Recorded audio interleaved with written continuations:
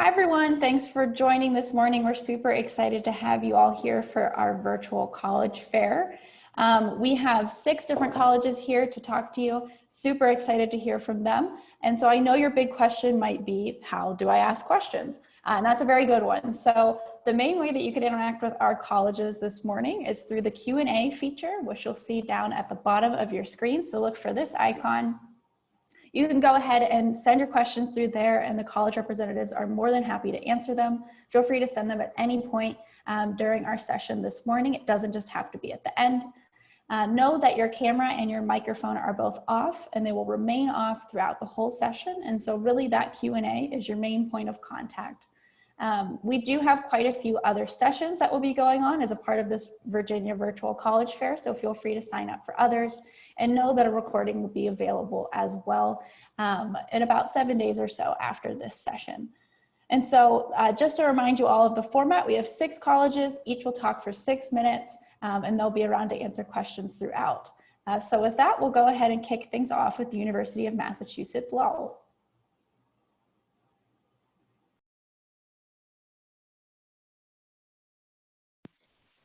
All right, thank you. Hello, everybody. My name is Thomas Screnchey. I work for the University of Massachusetts Lowell. I'm an alum of the school myself. I graduated in 2010 with a degree in history and definitely changed and went into working at UMass Lowell. I always love to share the fact that I was the mascot for 3 years at UMass Lowell, so it was the greatest job in the world. So no matter where you go, if you have the opportunity to become a mascot, just say yes and do it.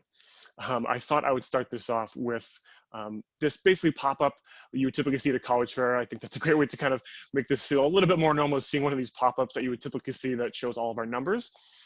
It's a little bit out of date. This is last year's number, so we're a little closer to 12,000 undergraduate students. So we are considered a medium-sized school, about 35 minutes north of Boston.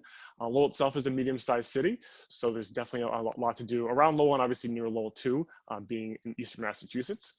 I always like to point out as well in terms of updating numbers that most of these are up to date. However, underneath our basketball player who is very likely flexing that muscle, our students who identify as students of color is actually up to 38%. So that's something I always like to share because that's really awesome.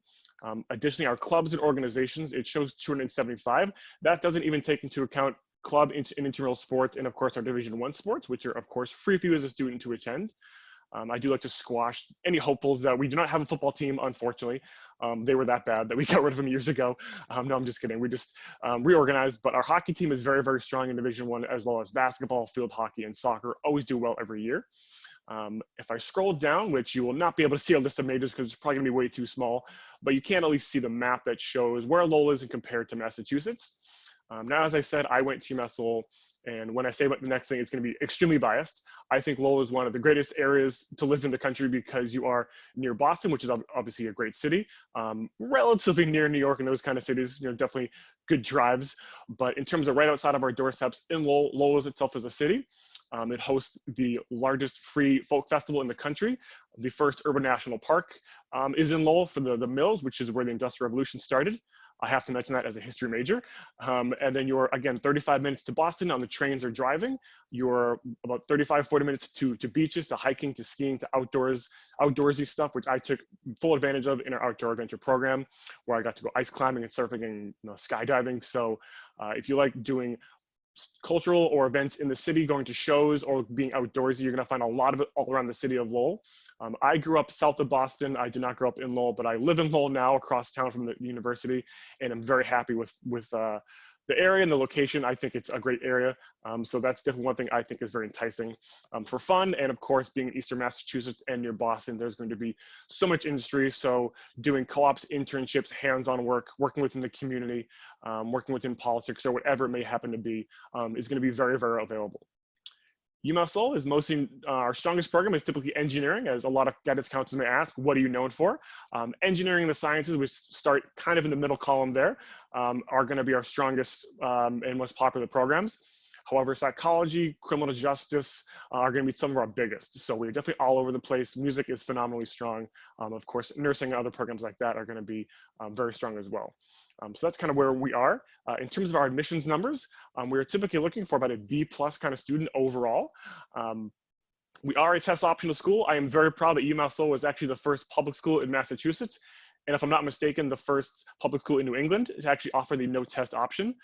So it's something we have been doing well before COVID. So if you can't find SAT dates, if you were just a poor test taker, which of course happens, you don't have to submit the SATs or the ACTs. You can apply just using your GPA and your transcript, and of course still get scholarships and merit aid and all sorts of stuff like that. If you do submit the SATs, we are looking for about a 1230. That was our average last year. But again, test optional, I'm very proud of that. You don't have to submit the SATs for any major, even nursing, which can be very competitive.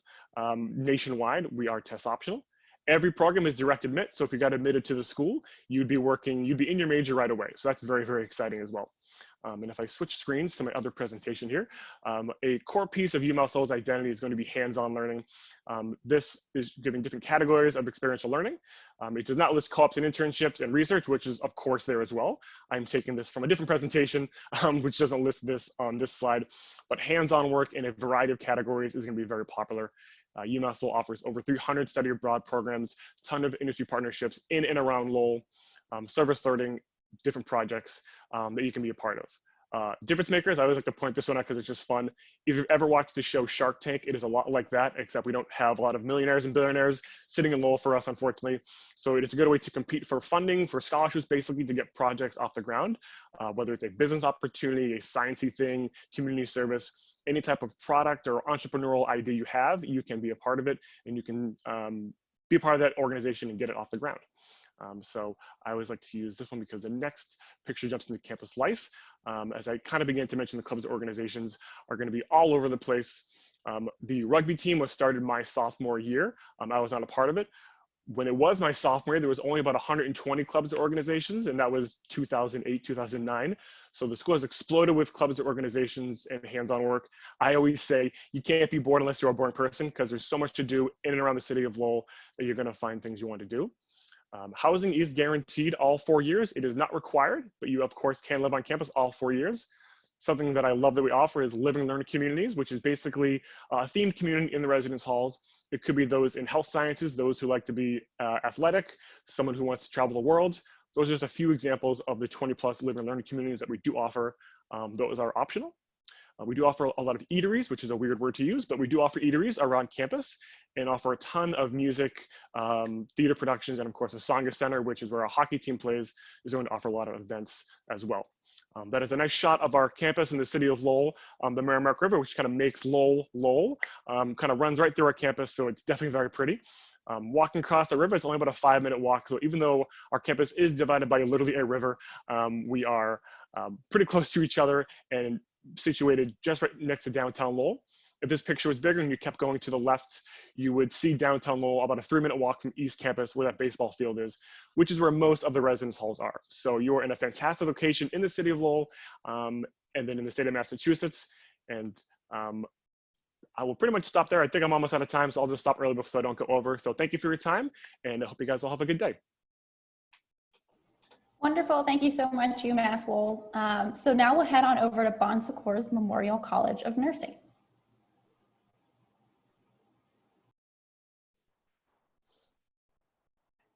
Okay, hi everyone. I hope you can see the screen. Whoops, just give me 1 second here. My name is Maria Vasquez and I'm with Bon Secours Memorial College of Nursing. And as you probably guessed, we are a nursing school, 100% nursing. Let me just 1 second here. I don't know why I'm having an issue with this. Here we go. Okay. So if you're interested in nursing, we have a great program in Richmond. We're a very small school. We have a Catholic backbone. So I like to tell people that because as an employee, just knowing the religious affiliation gives me some extra faith in the program itself. It's not for everybody. We have, you know, all kinds of students. We have had agnostic students. We have had atheists. We have had even Wiccan students. So just know that nobody's going to try to convert you to Catholicism, and we really don't push religion in the program. But again, it's just something that gives me some added faith in the program. Again, we're nonprofit and a private institution, and nursing is all we do. So just know that when you're in the program, you can form those peer study groups because everybody's in it for the same thing. When you start the program, you're going to graduate with the same group of people that you started with. The program is 2.5 years, and for the most part, you would have summers off.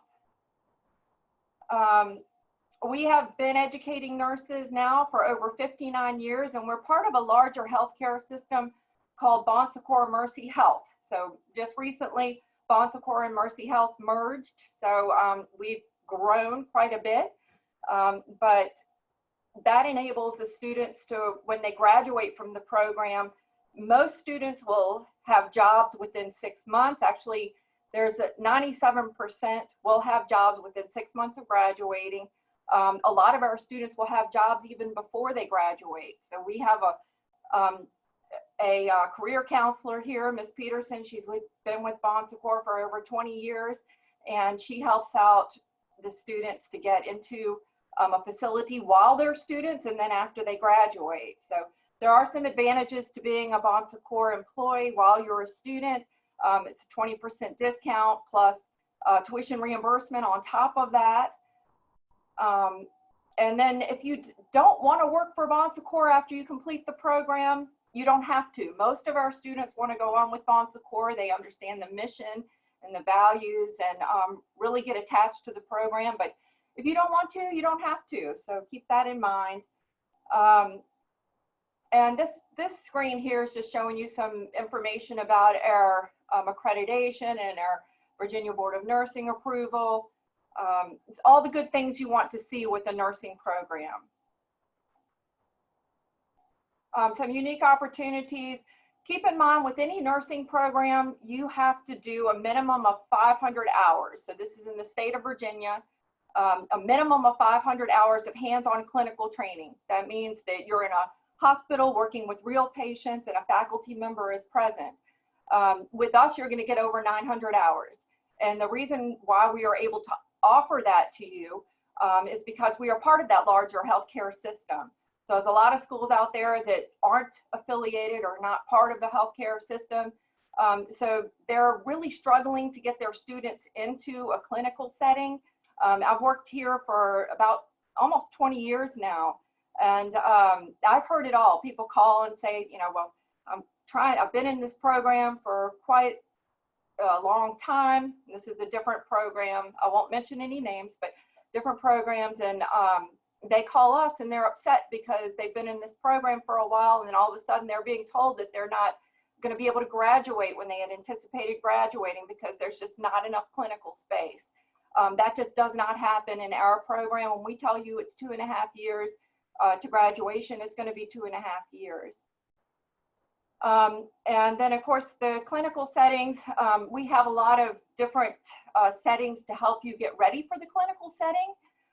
The clinical simulation labs, we have a whole campus that is dedicated to the clinical simulation labs. And in those labs, you'll see the mannequins. So the students are working with the mannequins before they're working with real people. But this starts right off the bat in the clinical simulation. They are able to draw blood from these mannequins. They are able to listen to the chest and heart functions, lungs. These mannequins can be programmed to speak to you. They can tell you what their ailments are, and they're being programmed by a faculty member in a separate room. So the students really get that experience and get that comfort with administering shots, administering catheters, doing all that hard stuff before they're actually there with real patients. We have a mannequin that actually gives birth. So these are really high fidelity mannequins. We have, you know, the baby, they're all called sim for simulation, sim baby, sim adult, sim adolescent. But they're all able to be programmed to speak. And even the baby, if the baby's choking, the baby will turn purple, the baby screams. The woman that gives birth, I have not witnessed it. I've not actually watched the birth, but I have heard her screaming. So I know that it's very, very lifelike. So great opportunities there. And then being part of a Catholic organization, there are some opportunities if you wanted to become involved with mission trips.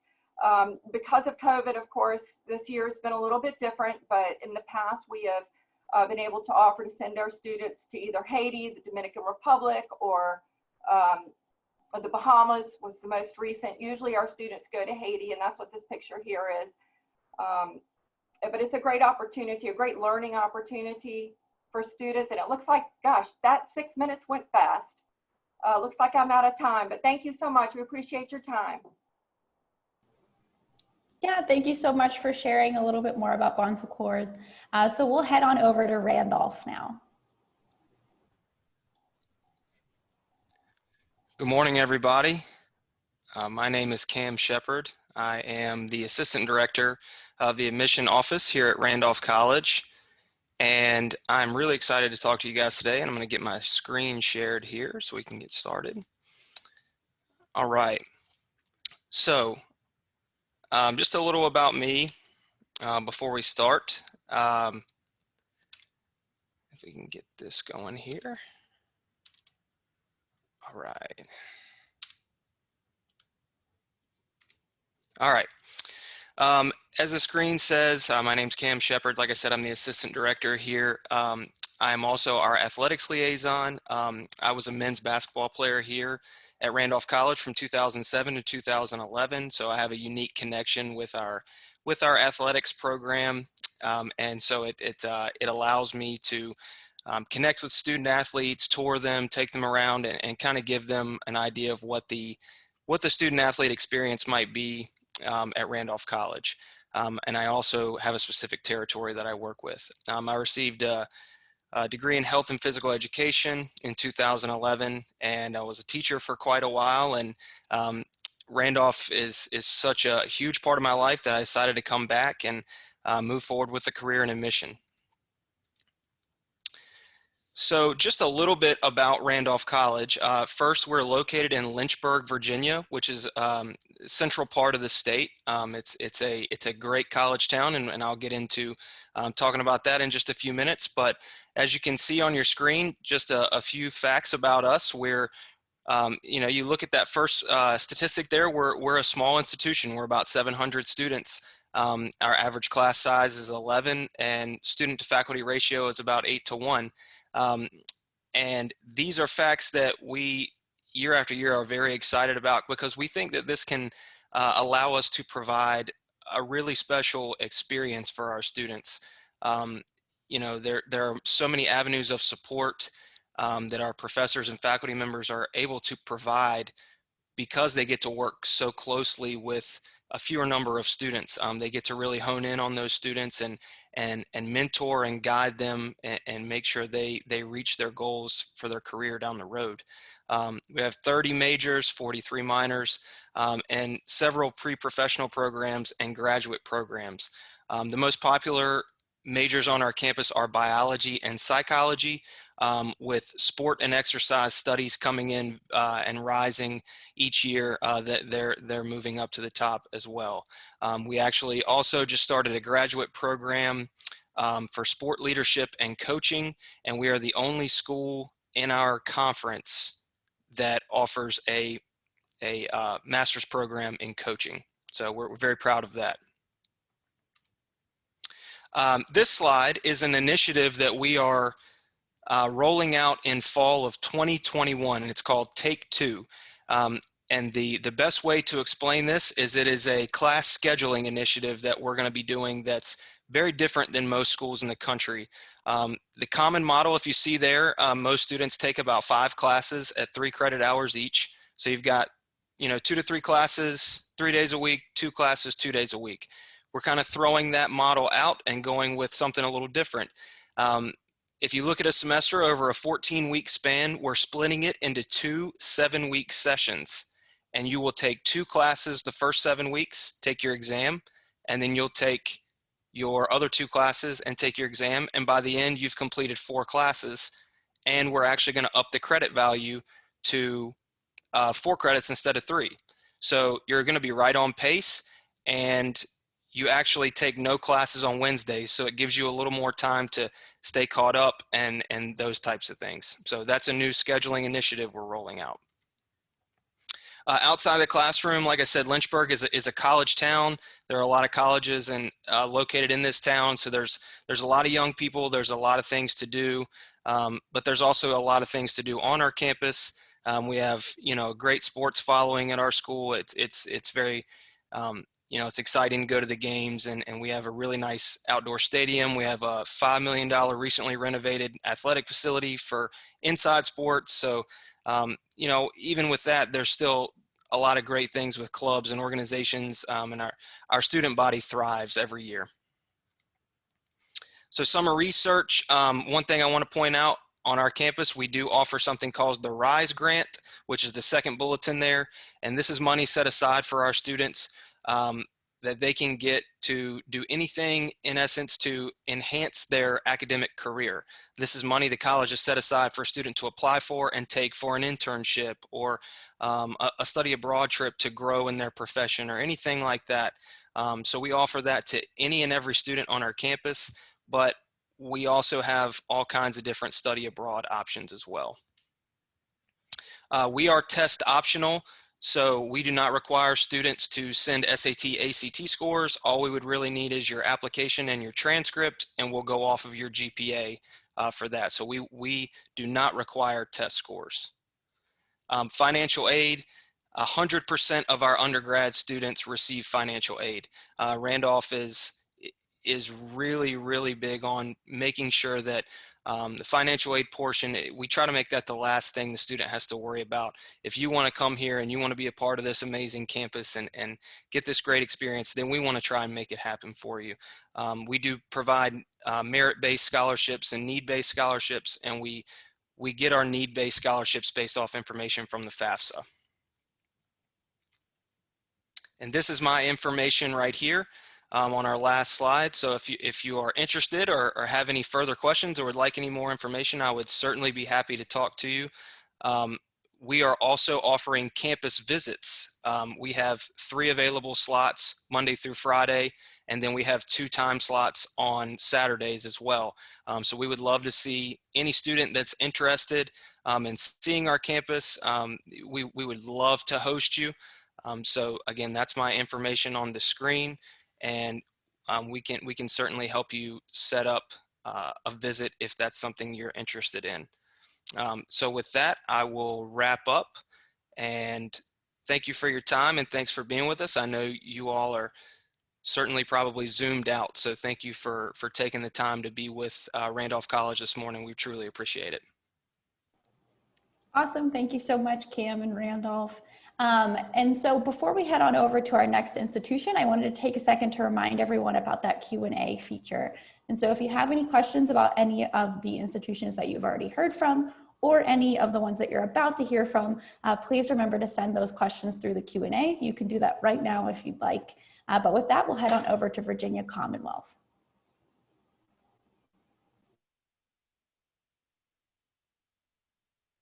Hello, everyone. My name is Alexis Cosby, and I am an admissions counselor at Virginia Commonwealth University.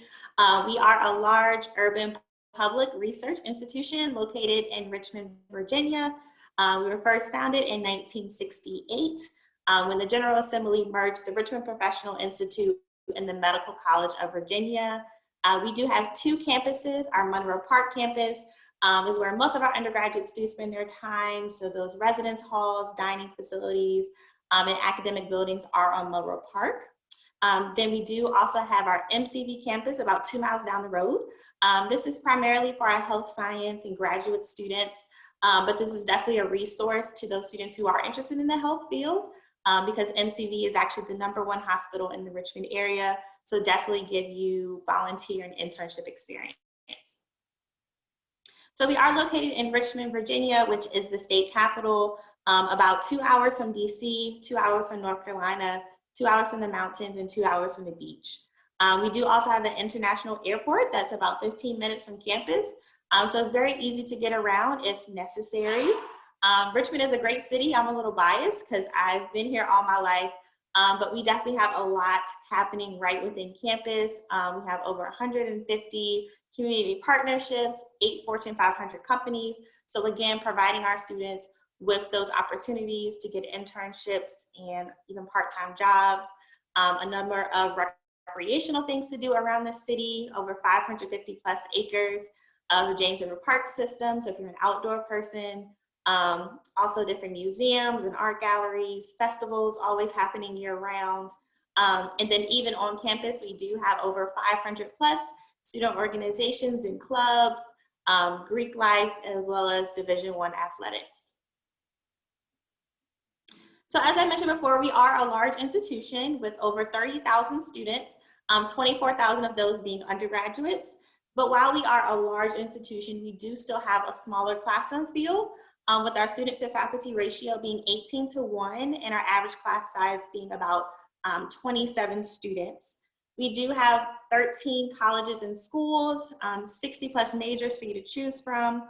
But even if you're someone who is undeclared or undecided about what exactly it is that you want to study, you can apply as an undeclared student, and then as you take your general education courses, later be able to declare that major. So at VCU, we are on a rolling admission basis. And essentially what that means is that we are always accepting applications, but we do have some dates just to ensure that we get you a decision back in a timely manner. So if you would like to be considered for our big merit-based scholarships, all you have to do is get your application into us by November 1st, as well as your other application materials. We are on the Common app, so you can find us on there. We are going to ask for at least 1 letter of recommendation, but you can submit up to 3 official copies of your transcript.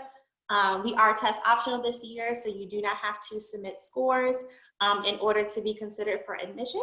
But if you do choose to, they do need to come directly from the College Board.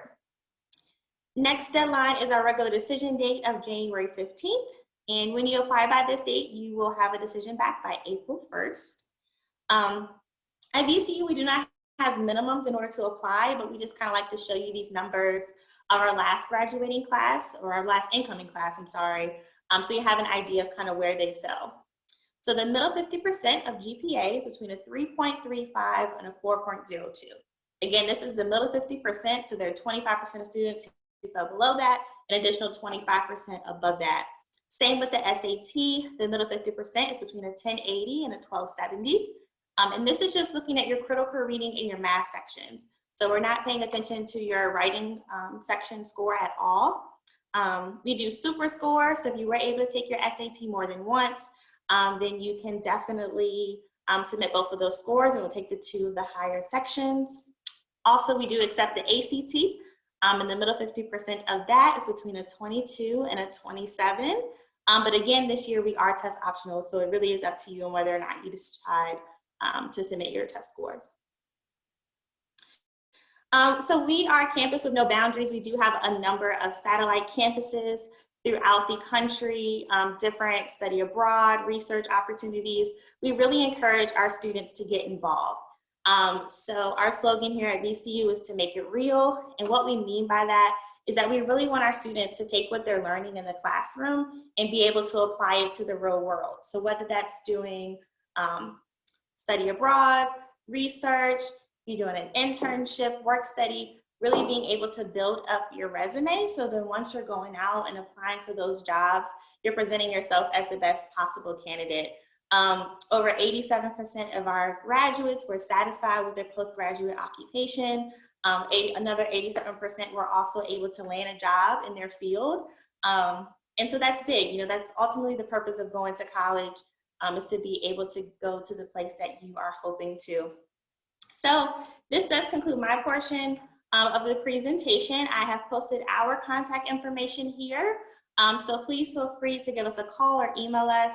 I've also provided our website as well. We do have an open house coming up the week of October 12th through the 16th. So please feel free to sign up if you're interested. Thank you. Awesome. Thank you so much, VCU. We'll go ahead and head over to the University of Connecticut. Awesome, thank you. So welcome to Ucon's presentation. My name is Sia Sudani and I'm an admissions representative with Uconn as well as a Uconn alum. So just a little bit about where Uconn is located. So we have 5 campuses. Our main campus is in Source, Connecticut. We have over 19,000 undergraduate students just at that main campus. We're in close proximity to Boston and Providence, about an hour and a half away from both cities. We also offer 4 regional campuses. They complement our larger campus at Stores by offering smaller class sizes, more flexibility within classes, and exclusive internships. So we have a location in Avery Point, which is along the Long Island Sound, Hartford, Waterbury, and Stamford. And the neat thing about Yukon Stamford is that it's only a 45-minute train ride into New York City. With all of these 5 campuses combined, we have over 24,000 undergraduate students. In terms of academics, we do have 10 different schools and colleges that offer 115 plus majors and 320 plus minors and concentrations. So there's a lot of options, definitely easy to get overwhelmed by how much there is. So about 25% of students, incoming students, do come in undecided. We also offer dual degrees as well as double majors. In terms of class size, I will say that our student faculty ratio is 16 students per 1 faculty. An average class size is probably between 28 to 32 students, but most class sizes are under 50 students. So we do truly want to make sure that students feel like they have a personalized education. And I will say that depending on the major, you can see class sizes that are even a lot smaller as well. In terms of student life on campus, so we are a D1 school. We're most famous for men's and women's basketball, but we offer a variety of teams. So in all, we have 24 Division I teams and over 23 national championships across all of those teams. If you have played a sport in high school and you don't really want to go D1, we do offer club sports as well as intramural sports. We also, if you want to stay active and don't really want to join a sport, we do have a brand new rec center that's a year old. It's located right in the center of campus and it's super, super nice. As a Yukon alum, I am very jealous. In addition to athletics, we also have 700 plus student organizations that are founded and led by Huskies. So the neat thing about these student orgs is that they are eligible for funding through Yukon, and students will have access to up to $10,000 per semester. We also have 5 cultural centers that house their own organizations. And before I forget, 2 most important parts, housing and dining. So housing is guaranteed for all 4 years or 8 semesters. We also offer learning communities, and about 45% of students tend to live in one as an incoming student. In terms of dining, we have 8 dining halls that are buffet style spaces that are spread out across campus, and all of our meal plans are unlimited for these buffet style spaces and accommodate any dietary restrictions. Now, in terms of admissions to Yukon, so a few deadlines to be aware of. Our main deadline, or the most important deadline I would say, is our January 15th Stores first year application deadline. That's when the majority of our students will be applying to. We do offer a priority first year application deadline for merit, scholarship, and honors consideration. So all students are automatically considered for honors as well as merit scholarships. There's no separate application and no specific requirements. If you don't want to submit by December 1st, you can still submit by January 15th and still be eligible for both scholarship and honors. We also offer 4 special programs in law, medicine, dental medicine, and education. So these are essentially assurance programs that as long as you maintain certain requirements, if you are accepted, you will have a spot in our graduate schools. February 15th is our on-time deadline for financial aid. March 1st is when we start to release admission decisions as well as financial aid packages. In terms of how to apply, so you can apply using either the Common App or the Coalition application. Either works for us. We do require official transcripts, a personal essay. We highly recommend that you send 2 letters of recommendation, but they are optional. And then we are test optional, and we will be piloting that for the next 3 admission cycles. So if you want to submit your scores, you totally can. If you don't want to, you're not at a disadvantage whatsoever. We do have a holistic review process, so we do look at everything as a whole. And then finally, an application fee of $80. So that is a very short summary of what Yukon has to offer. If you have any specific questions, feel free to check out our admissions website. We are not hosting on-campus tours just for this fall. Spring is still undetermined, but we are offering virtual experiences. So you can chat with an admissions officer, with a current student, attend live events, view on-demand content, and much more. So thank you for your time. Thank you for joining us early. And please feel free to reach out if you have any questions at all. Thank you. Wonderful. Thank you so much, Yukon. And we will go ahead and start with our final institution, which is University of Oregon.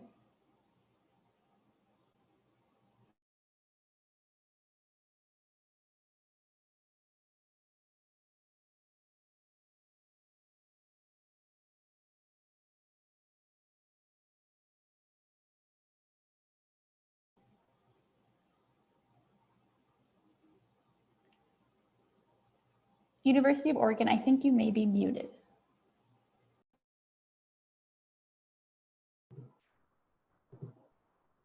Hi all, my name is Vicki Van Patten. I am the admissions counselor at the University of Oregon. To give you all an idea of where we're located here, we are located in Eugene, Oregon. So I'll show this little map here.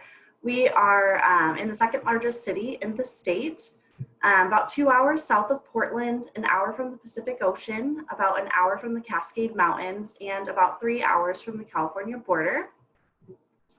We are located on our campus, which sprawls about 295 acres. Sometimes students get a little worried that that campus size could be a little too big, but I would assure you that you can walk from one end of campus to the other in about 15-20 minutes.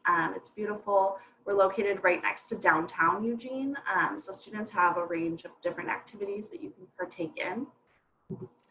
We have a focus on our undergraduate students. So we have around 23,000 students in total on our campus, with just over 18,000 of them being undergraduate students. And our students are coming from all 50 states and over 100 different countries. So you can see on this map, the greener the state, the more students that are coming from that area. So we do have quite a few that are coming from your area. We are a Tier 1 National Public Research University, and about 75% of our students are engaged in research while they're here on campus. And so what I like to tell students is that we do have that undergraduate focus, so it's definitely possible to get involved in research as early as your first term on campus. So we often think of research as something that's happening just in the sciences, but we have folks who are doing comic studies, studying women in comics over time. There's folks studying movement in our movement labs. We just built our brand new night science campus, so that will be, that's open this fall for students. And so it's something that you can take advantage of while you're on campus across any major. We also have about 240 different majors, minors, and concentrations that students can study. Some of our most popular are going to be things like business, political science. We have an architecture program that is pretty competitive as well. And so just know that you don't have to have a specific major in mind when you're applying to the University of Oregon. We have over 300 different clubs and organizations for students to be a part of while they're on campus as well. We also have Division I sports, club sports, and then different interest-based organizations that you can be a part of as well. So sometimes students are interested in things like chess club, outdoor programs, and all of that. So just know that you'll have a lot of things to pick from on and off campus. And some of the top employers of Ducks are places like Adidas, Amazon, Apple, Facebook, Google, Intel, Microsoft, those types of companies, because we are on the West Coast. And so our students will go and do internships with these companies, and then after graduation, they'll go to work for them as well. So when we're talking about applying to the University of Oregon, we consider the factors right here on the screen. So we do a holistic admissions review. So we're looking at things like your grade point average, your grade trend, your courses, the types of course rigor that you're taking. We understand what's available at your school, and then we want to see that you're challenging yourself your senior year. We'll also encourage students to fill out their activities, anything you're doing outside of the classroom. We are test optional this year, so students can submit test scores if they would like. It's not required. Students who submit them are not at an advantage over students who don't submit them. And then your personal statement will be submitted as well. So students can apply to the University of Oregon in 2 different deadlines. We have early action, November 1 of senior year, which is non-binding. And then students will have a response from us by December 15. We also have January 15, which is our regular deadline, and that has a response time of April 1st. And so we also have a document deadline for February 15 in case you want to submit any updated transcripts or documents for scholarship purposes. And then May 1st is our National Decision Day. So given this year with COVID, we pushed that back to September 1. So just keep updated for that. And then as far as funding college at the University of Oregon, in the 2018-2019 year, we gave about 246 million in financial aid, in scholarships, grants, loans, all types of aid. We have some pretty generous merit-based scholarship offerings. And so that information will be offered on October 1st. So we're going to release that tomorrow. So we're no longer including a test score requirement for our merit-based scholarships. We know a lot of students haven't been able to take that test. And so we don't want you to feel pressured to travel far to do that. So just know that you can still be considered for scholarships on our campus without test scores. And then we also have the Oregon Guarantee that we rolled out this year. So this provides each student with a fixed tuition rate for up to 5 years. And then my contact information is here on the slide. So I'd like to encourage you, if you have any questions at all, please feel free to email me. We can set up Zoom appointments, phone calls, all types of ways to get in contact. So if you do have any questions, please feel free to reach out. I'm here to help you.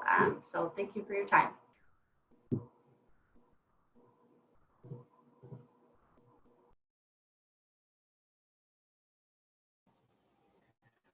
Wonderful. Thank you all so much for joining us. We hope that you found the information helpful.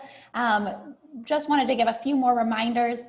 Know that whenever this window closes, you will see a quick 4-question survey. So please, please, please fill that out for us. It's really helpful for us to get a little bit of feedback on these sessions. A reminder that you can sign up for additional sessions at www.strivescan.com/Virginia. And so if you'd like to explore some other institutions, feel free to sign up for other sessions there. And once again, a recording of this session will be available at the same link within the next 7 days or so. So keep an eye out for that. But thank you all so much for joining. A big thank you to all of our panelists from different institutions that are here this morning as well. And I hope that each of you have a great day. So long.